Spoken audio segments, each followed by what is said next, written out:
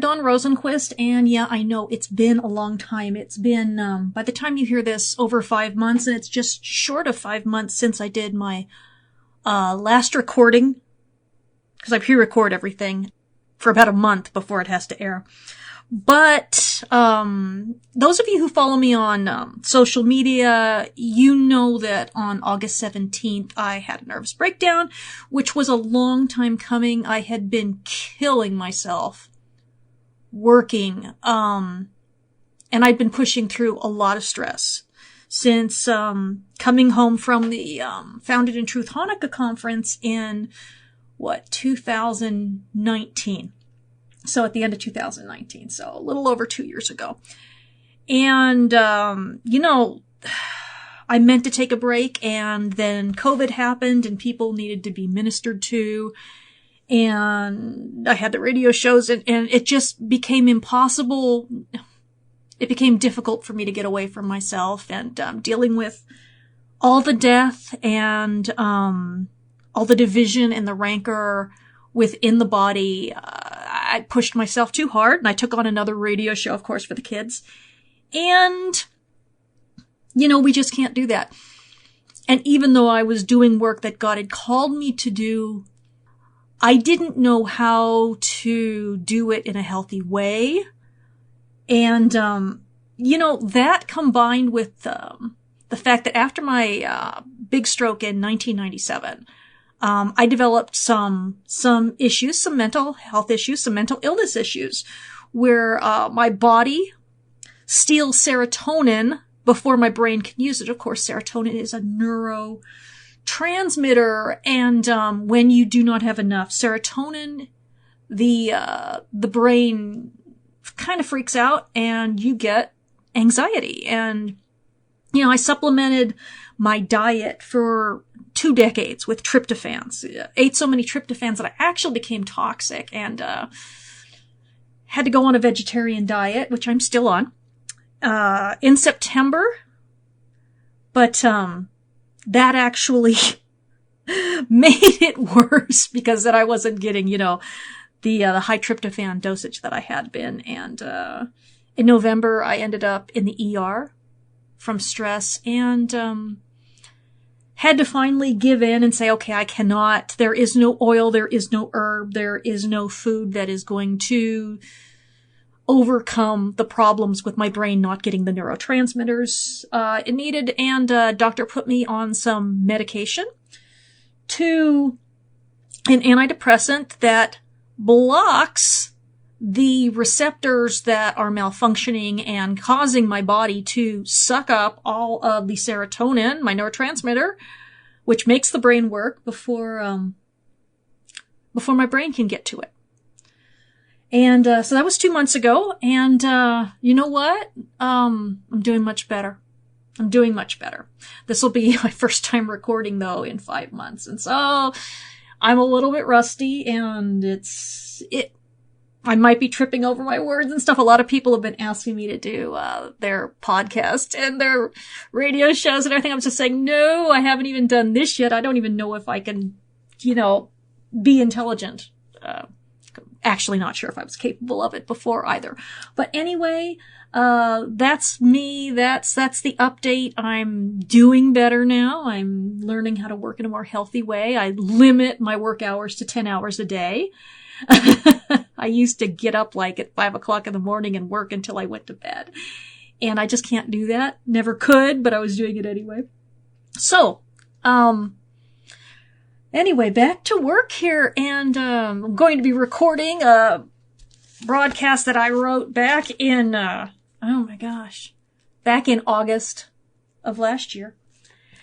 And it's on the biblical calendar. So now I'm going to go to my script. And thanks for listening to me through that. Thanks for everyone who has been praying for me. I'll tell you something. It's been a time of incredible closeness with God. Just because when things aren't working, He's just all you can cling to. And I've had wonderful prayer life and just downtime. And you know what? It all works. Anyway, I love you guys, and thank you. So anyway, back to the script. So I was writing up part 6 of the Gospel of Mark series, from 5 months ago. And, part 61 begins with, it was now 2 days before the Passover and the Feast of Unleavened Bread. And as I was writing, I realized that not everyone has a good bead on the biblical calendar, which is perfectly all right.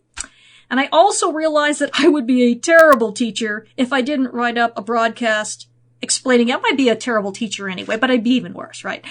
So honestly, it's confusing enough, which when you've lived with it for over 10 years, which I have. So I am not just going to leave people hanging if they're not familiar enough with it to have an understanding. And I'm sure I'm going to re-air this when I teach Matthew, Luke, and John. So if you're hearing this and it's not 2022, that's why. We've run into a situation where this material needs to be reviewed, and also it makes the festivals easier to understand in general. And because we're talking about the calendar, we'll also cover how the times were determined during the life of Yeshua, or you may call him Jesus, from the extra biblical materials, and might even look at some other sectarian calendars, all right?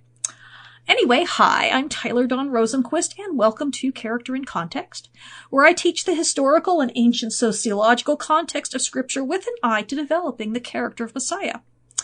And I'm going to skip all over that because I took too much time with my intro.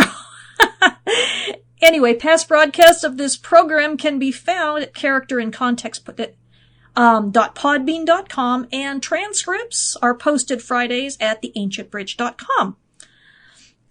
All scripture this week comes courtesy of the ESV, the English Standard Version, but you can follow along with whatever Bible you want. Now, I imagine that everyone listening understands our secular Gregorian calendar. Okay? Right? Hopefully. Months begin in January and end in December. During the winter in the northern hemisphere and during the summer in the southern hemisphere, where their water also runs in the wrong direction, so someone needs to get a plumber down there. Not only that, but, they have the wrong constellations in the sky. So again, somebody call an astronomer to fix things. Just kidding, guys, right? I love you guys in the South. And in addition to the standard year, we also have other beginnings and endings to the year.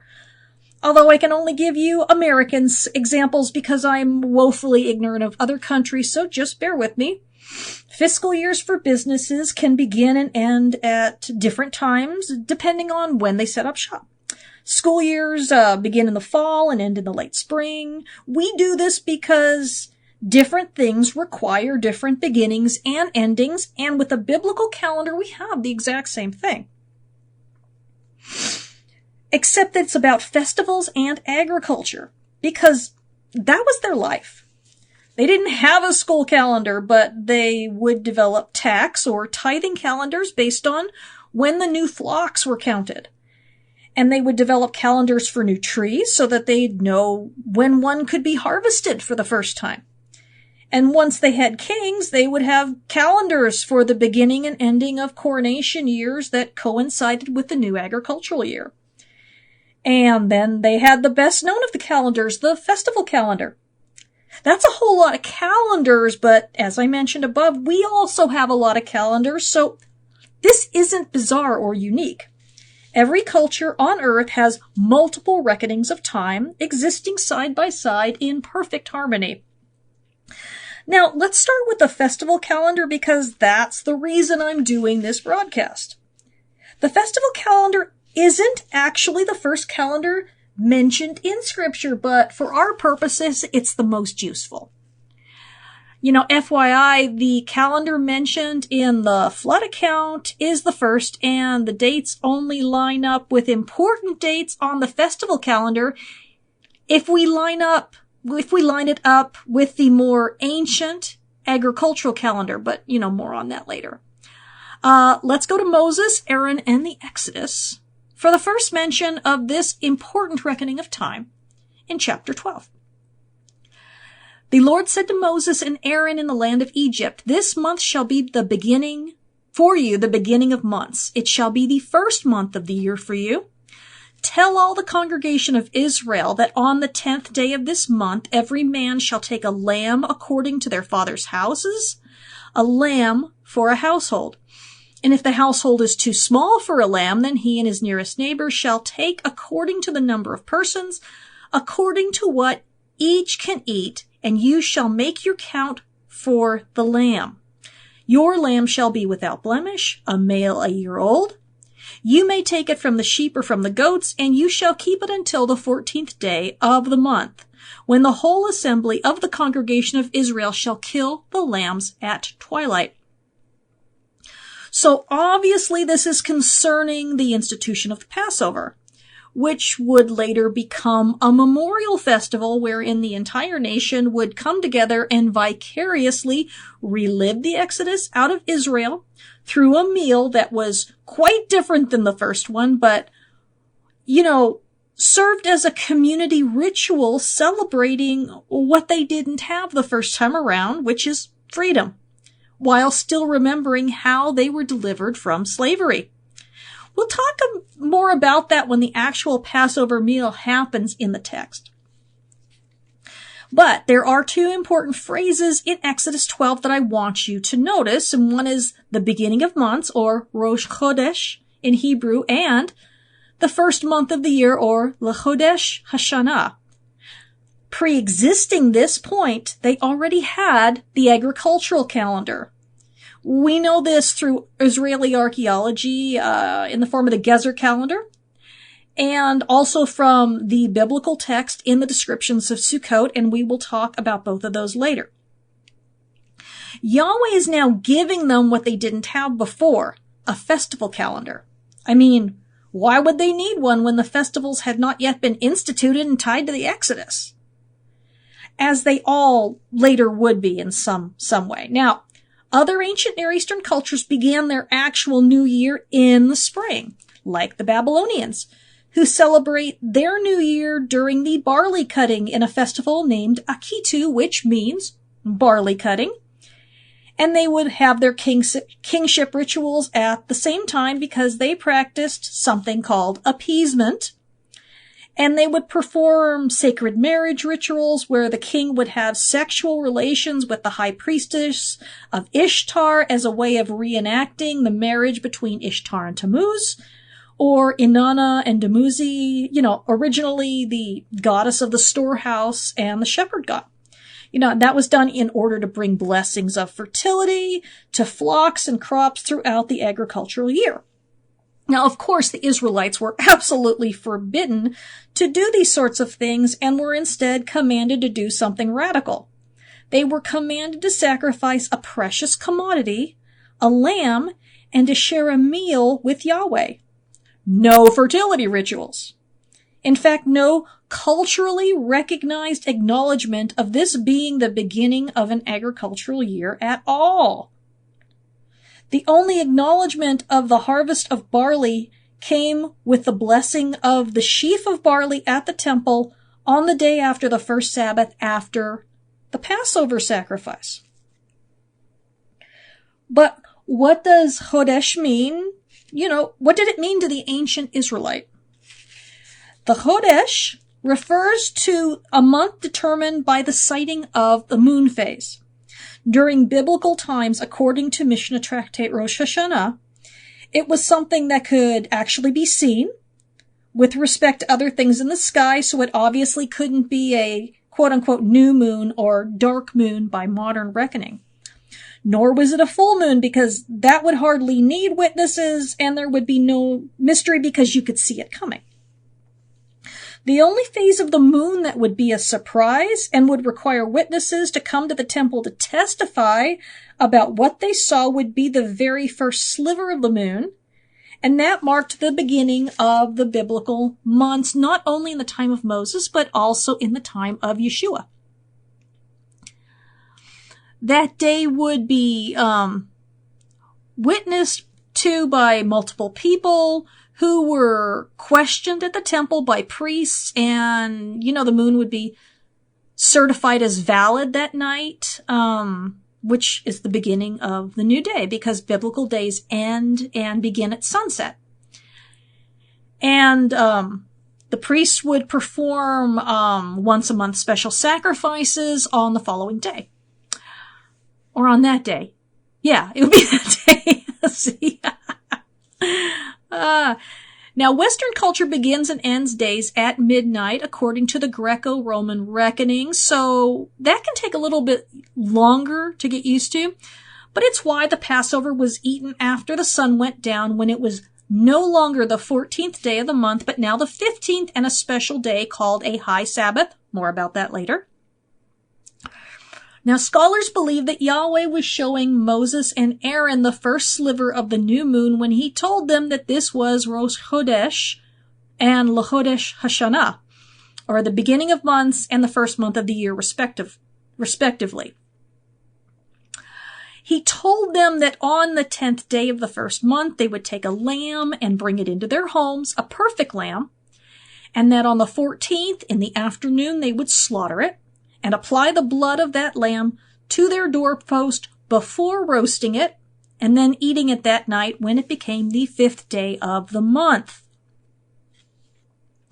Now, the really confusing thing about the biblical calendar that Moses kept is that you never know how many days there are going to be in a month, which might be 29 or it might be 30. It all depends.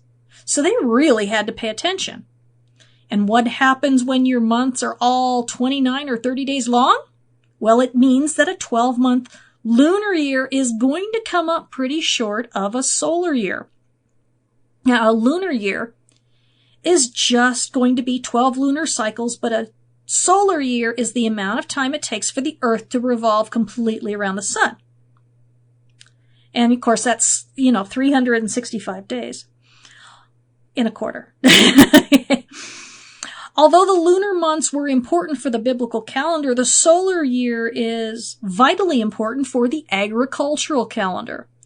Now, if you've ever paid attention to Ramadan, it happens earlier every year than the year before, and that's because the festival calendar of the Muslims is only lunar. So Ramadan begins every 12 lunar months. But you can't plant your barley or wheat or any crop by that sort of calendar. Otherwise, you might find yourself planting wheat in the middle of winter some year, or barley in the blistering heat of summer, and you would get no crop for years and years. That's why the biblical calendar, uses not only the moon for months, but also the sun for years. So, every few years, there's another month tacked on, making for a total of 13 months. It isn't that much different than our leap years being every 4th year as a true solar year. The true solar year isn't 365 days, but 365 and a quarter days, which I'm sure you already know. So the biblical calendar is called a lunisolar calendar. Now, Christians also use a lunisolar calendar, reckoning every year to determine the date Easter will be celebrated on. That's why it continues to fall at the same time as the Passover and isn't on a set calendar date every year, or even on a set Sunday during a set month during the year. Okay? Now, the reason Easter is always on a Sunday is because of the festival that it is based on, where the first fruits of the barley harvest was presented at the temple on the Sunday of the Passover week, being the first day after the Passover week Sabbath. So the resurrection happened on first fruits, which is called Pascha in almost every language, but Easter in the very few Germanic languages based on the old. Yostor Monab. I can't speak that. Old English, Old German, right? And it means Paschal month, okay? The Venerable Bede claimed that it was named after the goddess Eostre, but he is literally the only ever person who ever mentions her, so the claim is dubious at best, and he's not always very reliable. But maybe it is true. In any event, it doesn't come from Ishtar, who would be absolutely unknown in that neck of the woods, and if it were true, it would be more widely spread and in the areas where Ishtar was actually worshipped, but hadn't been for centuries by the time of Yeshua. But we don't see that. But this is just to show that first fruits is always on a different day on the biblical calendar, anywhere from the 16th to the 22nd of the first month, also called Nisan. But wait, there's more! To have a ripe barley sheaf presented at the temple means that the barley has to be ripe, and that it has to be ripe before you decide when the month begins. Otherwise, there is no obeying the commandment to present that ripe sheaf.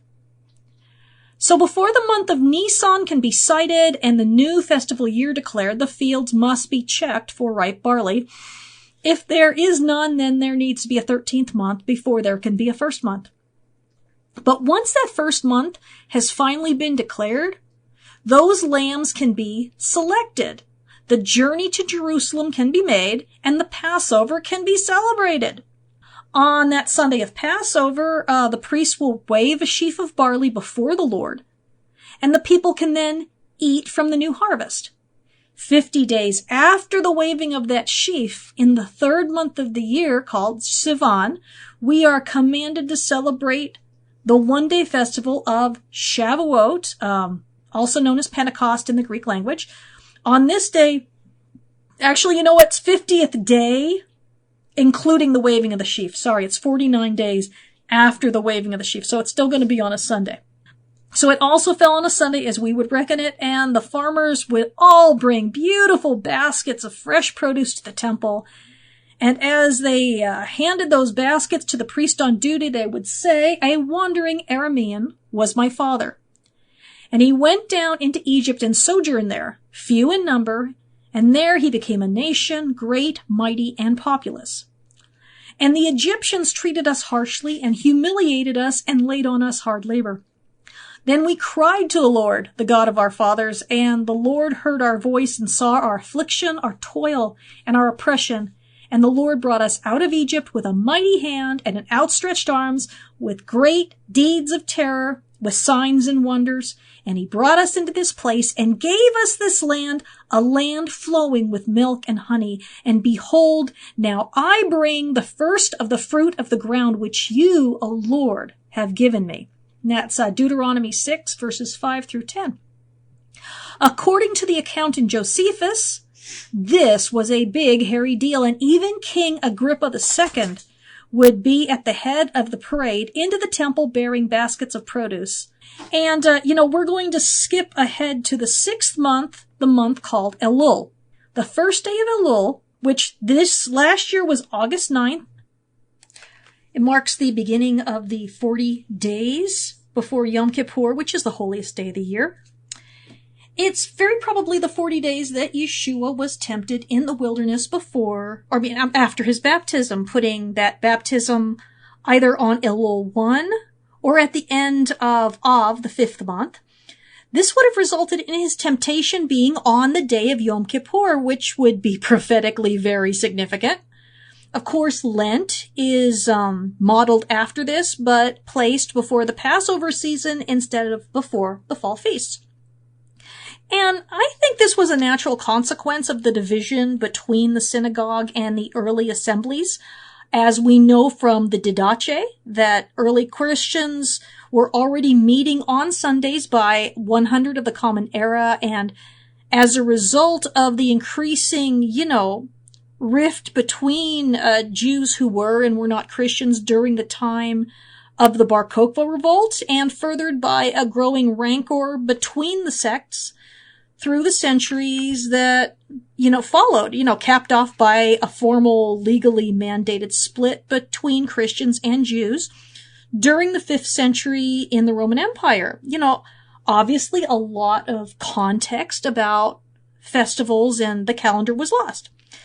What isn't true is that those 40 days were related to the weeping for Tammuz, because that was over the summer during the dry season, and it wasn't 40 days long, more like months and months as they wept sympathetic tears in mimicry of Tammuz's mother and sister trying to bring him back up from the underworld so it would rain again.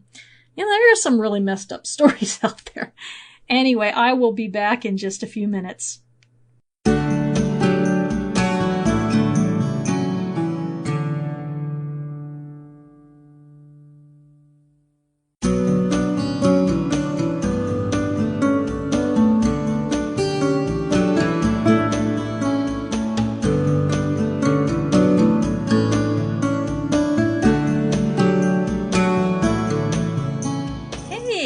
welcome back to the second half of this week's Character in Context. And as always, I'm Tyler Dawn Rosenquist, back from the dead. No, I didn't resurrect. I just had a nervous breakdown from years and years of overwork and being ridiculous with myself, and I needed a 5-month time off. So now I'm back, and we've been talking about the biblical calendar in preparation for Mark chapter 15, where we're going to be talking about the Passover. And, you know, when you're talking about the feast, you need to know about the calendar. So that's what we're doing. We're up to Elul now, the month of Elul. Traditionally in Judaism, the month of Elul and the first 10 days of the month of Tishri are known as the season of Teshuva, or the days of repentance. This would, this would give the fasting and temptation of Yeshua, which I think happened during this time, give it more meaning than just a random 40 days before Passover. Roughly 30 days into the season of Teshuva comes the sighting of the 7th month of the festival year. So at the end of the 6th month, and the one-day festival that actually has no formal name in Scripture. It's just called a memorial proclaimed by the blast of trumpets. Now, chances are, if you know about this festival day, you would think it would be referred to in Leviticus 23 as either Yom Teruah or Rosh Hashanah, but it isn't. It's described, but there's no name, which is funny in a sad way because people actually fight about what it should and shouldn't be called. I imagine that if God or Moses really cared, then it would have a name designated and not just the festivities described. Now, as far as the name goes, Yom Teruah isn't bad because that means the day of trumpet blasts.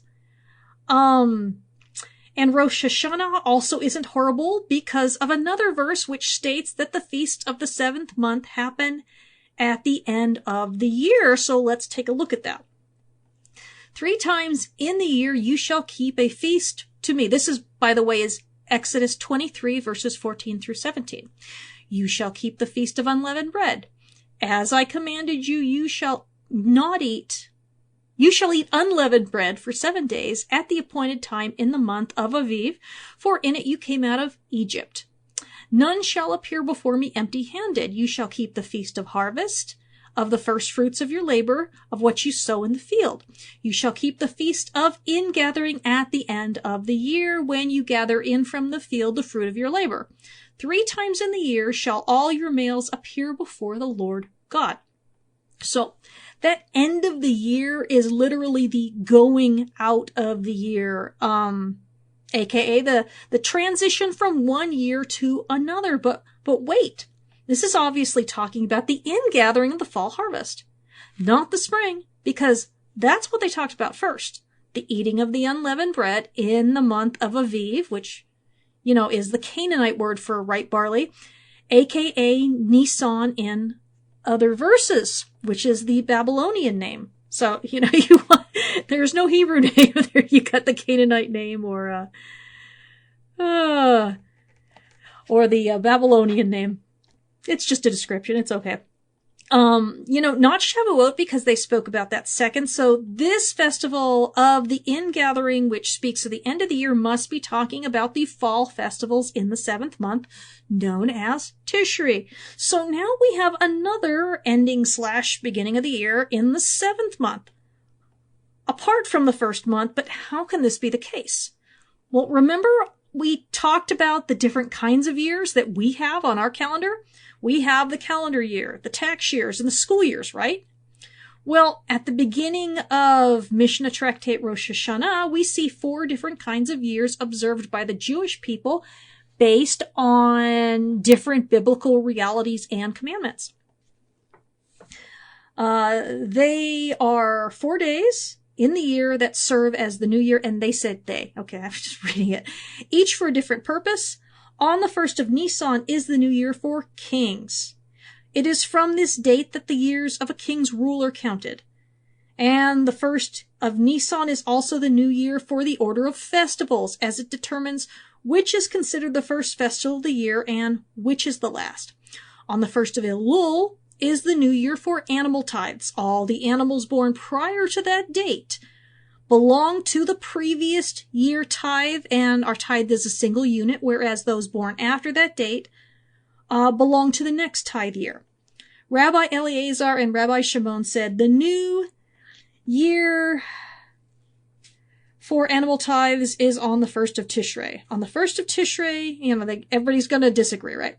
On the 1st of Tishrei is the new year for counting years, as will be explained in the Gemara for calculating sabbatical years and jubilee years, i.e. from the 1st of Tishrei, there is a biblical prohibition to work the land during these years for planting, for determining the years of Orlah, the 3-year period when a tree has been planted, during which time its fruit is forbidden, and for tithing vegetables, as vegetables picked prior to that date cannot be tithed together with vegetables picked after that date.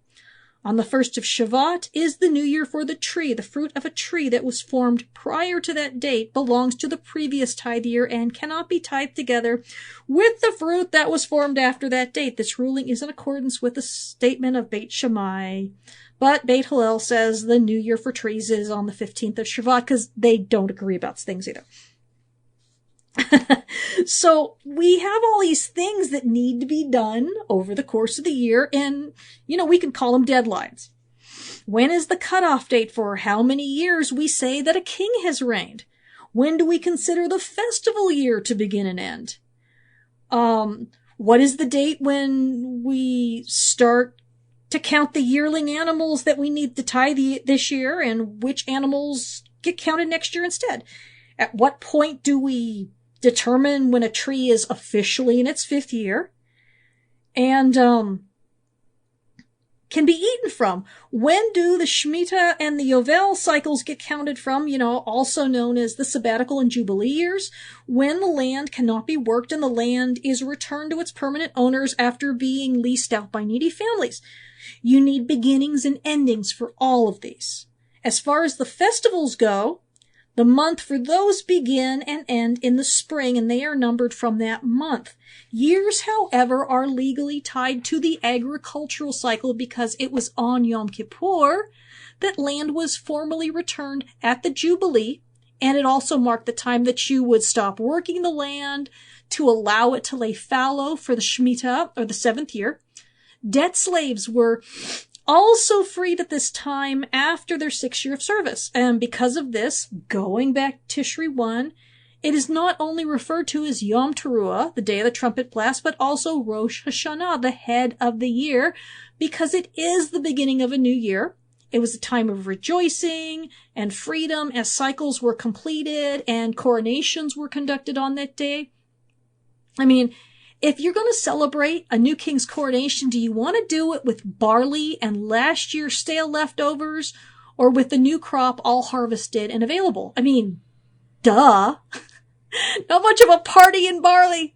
Okay. I'm sorry. That was bad. I can admit it. Now, if you're getting your family's land back, then it is the beginning of a renewed existence. If you are being released after 6 years of your family being in debt slavery, you get the idea. It's the beginning of the year.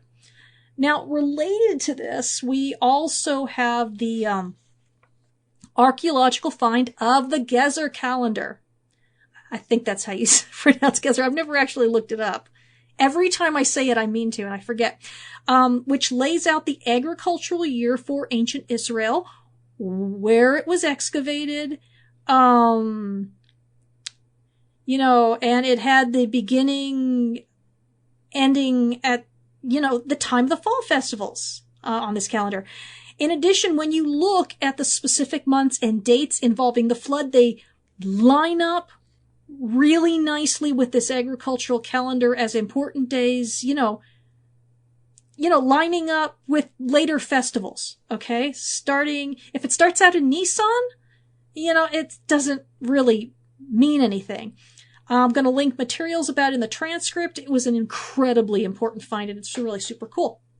It was in Paleo-Hebrew, which is a font, not word pictures. It's just a font, guys. Not a secret language. Now, What you will not find anywhere, and I apologize for this all the time, is a single source calling Tishri 1 the day and hour that no one knows, because as far as I can find, and everyone else I've ever asked, this is an urban legend of recent origin designed to dazzle Christians into keeping the festivals under the auspices of them needing to know this day in order to know the time of Yeshua's return. But despite all the grandiose claims, it's total conjecture with no evidentiary backing whatsoever. Now, it can be argued, but it was never called that in any ancient document ever. And I taught it because it was presented as something that was proven to me, okay? But then I found out that the people making those claims never provided proof of anything, only claims. But, you know, we all live and learn and hopefully stop saying stuff that we can't prove no matter how well it promotes our agendas. Moving forward, 9 days after Tishri 1, the first day of the 7th month is Tishri 10, otherwise known as Yom Hakapurim, the Day of Atonements, but more popularly known as Yom Kippur, which is so famous that it even appears on most secular calendars. The 10 days, from Tishri 1, you know, whatever you decide to call it, to Tishri 10 are traditionally called the 10 days of awe and mark the last 10 days of the season of Teshuva.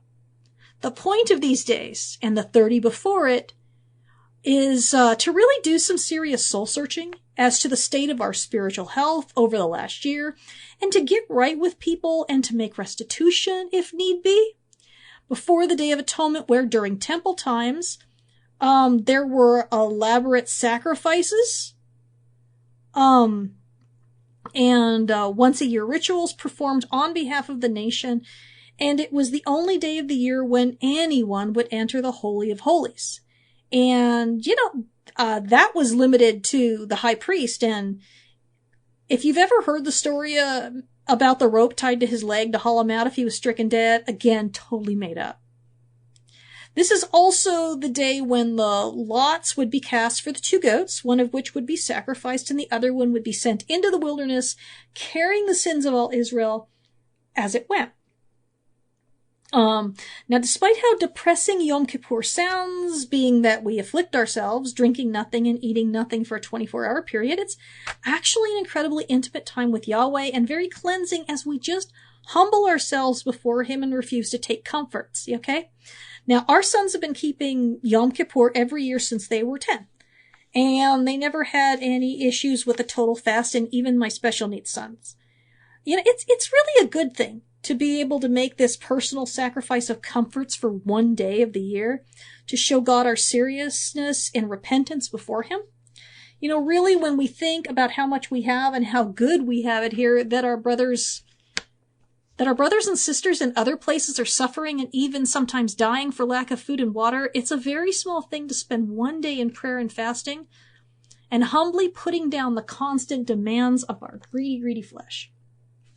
Now, 5 days later, on the 15th day of Tishri, and lasting for 7 days, is the festival of Sukkot. And then there's an 8th day afterward, word called Shemini Atzeret, which literally means eighth assembly, where the entire people of Israel were commanded to have an assembly after the end of Sukkot, again in Jerusalem. This was actually, you know, party central for the year. People had worked like dogs since spring, planting and harvesting and tending flocks in the heat and worrying about having moisture when they needed it or getting rain at the end of the year. You know, when rain would have been a disaster. Insects, marauders, depleted soil, livestock disease, etc. But by Sukkot, the harvest was in and the flocks were all birthed, and it was either a good year with plenty to celebrate, or at least it was all over for another year. And the more leisurely winter months were setting in, with cooler temps and some relief. But had everything gone well, this was definitely what is traditionally referred to as the season of our joy. In modern days of technology and sprinkler systems, where I live, in the high deserts of eastern Idaho, you can grow stuff without needing to be solely reliant on the rainfall, but with them, it was the rains or nothing. I mean, with exception of farming the Jordan River Valley, which was always fertile and lush and famous for its agricultural bounty, But after a great harvest, where you about killed yourself and your hired servants to, bring it in, you were in the mood for a party. And Sukkot was definitely that. In a world with no books, television, movies, radios, or phone service, Sukkot was all that and more, and a family reunion on top of that, and plus, a time when people would actually eat meat, a rare delicacy, in a time where animals were too valuable for wool and milk to justify slaughtering to eat, very often. And as I mentioned before, foods were available fresh that were usually only to be had dried or salted. They would look at it, like we would look at it a week of going to Disneyland, without having to wait in lines for any of the rides and without cranky kids. And by the way, word to the wise, if you ever go there, learn close-up coin and card tricks, because I have diffused more than one tantrum by a child who should have been kept on the regular sleep schedule and is melting down, by pulling a coin out of their ear on a bus or monorail. And it also works at the grocery store. Probably works better if you're a woman, because if a man does it, it's kind of creepy. Just saying. And with this, the formal festival year was at a close. People would go back to their homes, and the barley planting season would begin immediately, as well as the early rains, which are oftentimes, torrential winter rains in Israel. Now, it might surprise you because a lot of people assume that the early rains are in the spring, but we are on the agricultural calendar when talking about rain, right? The early heavy rains are in the winter, and the latter rains fall in the spring, which I know messes up a lot of prophecy teachings commonly found out there.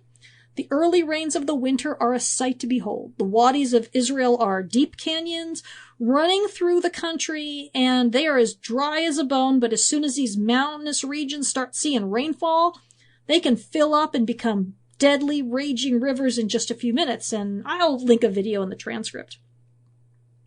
And I think I've covered most everything we need, except for the concept of high Sabbaths. I think everyone is familiar with the concept of the Sabbath, which I spelled with 3 B's in here, goodness sakes, as commanded by the 10 Commandments and elsewhere. Remember the Sabbath day to keep it holy. 6 days you shall labor and do all your work, but the 7th day is a Sabbath to the Lord your God. On it you shall do no work, you or your son or your daughter or your male servant or your female servant or your livestock or the sojourner who is within your gates. For in 6 days the Lord made heaven and earth, the sea and all that is in them, and rested on the 7th day. Therefore the Lord blessed the Sabbath and made it holy. That's Exodus 20 verses 8 through 11. So every week that begins on a Friday night at sunset. Remember that biblical days do not begin and end according to the Greco-Roman reckoning that we're accustomed to. And the Sabbath ends on Saturday night at sunset. And there was to be no laboring, not even by servants or animals, except, of course, to save a life or to care for a serious need. In fact, in the parable of the rich man and Lazarus, one of the shocking things was that he actually feasted every single day, which meant that his servants were being forced to cook every single day. If Yahweh had not given this prohibition, women would never have been able to rest. They probably still didn't because they had so many kids. But on certain festival days, they had the same restrictions, but cooking was permitted so that they could feast. And so, yeah, this was more of a holiday for the guys, but I imagine the women didn't really much want to eat their husbands' cooking anyway, am I right? These specific festival days with prohibitions are called high Sabbaths, and we would include the 1st and 7th day of unleavened bread in the spring. So, in other words, you have the day that the Passover lambs are slaughtered, which is Nisan 14th, the 14th day of the first month of the festival year in the early spring. And that night, when the 15th begins, starts the first day of unleavened bread at sundown and the first high Sabbath of the year. Now, 6 days later, on the 21st day of the month, is the second high Sabbath. No restrictions at all on the other 6 days. The day of the presentation of the first sheaf of barley, aka first fruits, the day Yeshua rose from the dead, not normally a high Sabbath, unless the first day of the festival was also on a Sunday. I know it's so complicated. It takes a long time to get used to it. Next high Sabbath is 49 days after first fruits, and on Shavuot, Pentecost, which Pentecost means 50 days. So, and it's just like the others. After that, nothing until Tishri 1, which is the day of the blowing of the trumpet, Tishri 10, which is Yom Kippur, and Tishri 15 and 22 for the first and last days of Sukkot. Now, in modern times, because we do not have the temple, those who observe the festivals generally observe the high Sabbaths of the first day of unleavened bread, Shavuot, Yom Teruah / Rosh Hashanah, Yom Kippur, and the first day of Sukkot. It's a challenge because we cannot keep the festivals as they were commanded to be kept, but many do their best to practice and learn about them and do what they can because they are important foreshadowings of the Messiah and his ministry, as well as memorials of past deliverances of Yahweh on behalf of his people. But we're in exile now, and we cannot keep the festivals as originally commanded. Instead, we tend to try and do our best to center them around Yeshua and the greater exodus that he made available for the world at the cross, and in anticipation of his return to a world where he can be worshipped by people from every tongue, tribe, and nation. And then we will see Sukkot as it has never been kept in the history of the world, and in fact, Zechariah talks about that day, which is important considering the fact that Zechariah 9 through 14 is very much referred to in our next chapter of Mark, chapter 14. Starting in verse 16, then, everyone who survives of all the nations that have come against Jerusalem shall go up year after year to worship the King, the Lord of hosts, and keep the Feast of Booths. And if any of the families on earth do not go up to Jerusalem to worship the King, the Lord of hosts, there will be no rain on them. And if the family of Egypt does not go and present themselves, then there shall be no rain. And there shall be a plague with which the Lord afflicts the nations that do not go up to keep the Feast of Booths. This shall be the punishment to Egypt and the punishment of all the nations that do not keep the Feast of Booths, aka Sukkot, because I've been calling it Sukkot. So remember how I told you that Sukkot and the fall feasts were at the beginning and end of the agricultural year? If the people from the nations do not keep Sukkot, if they do not go up to Jerusalem to worship Yeshua, they will have no rain that year because Sukkot is the beginning of the year and rain is how we avoid famine. And I don't care who you are or where you live. Rivers dry up eventually without rain, refilling the aquifers. Sukkot is how we tangibly celebrate God's provision, and thus it makes sense that it comes at the cusp of the year's ending and beginning. And right now we've been really having drought conditions in this region of Idaho, and of course we're in the high desert. This is where your potatoes come from for everything. You know, there are other states with major potato crops, but Idaho has the biggest. Just that lava soil, and we are high desert, which means that, you know, we get all of our water out of Snake River, and the Snake River gets its water from, you know, the mountains in Wyoming and Idaho, and we've had some bad snow years. Now, fortunately, we're sitting in January, right? That's January 12th when I am recording this. We had some really good snow in December.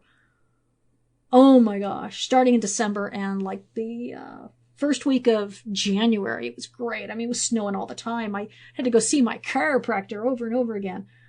But we've already had more snow, I think, than we had all last year. So I'm hoping that'll continue because, yeah, it's very serious when you don't get rain. It doesn't just come out of a pipe out of nowhere. It has to come from somewhere. Anyway, next week we are going to start with Mark chapter 14, and I hope we see you there for the Passover teachings. Take care.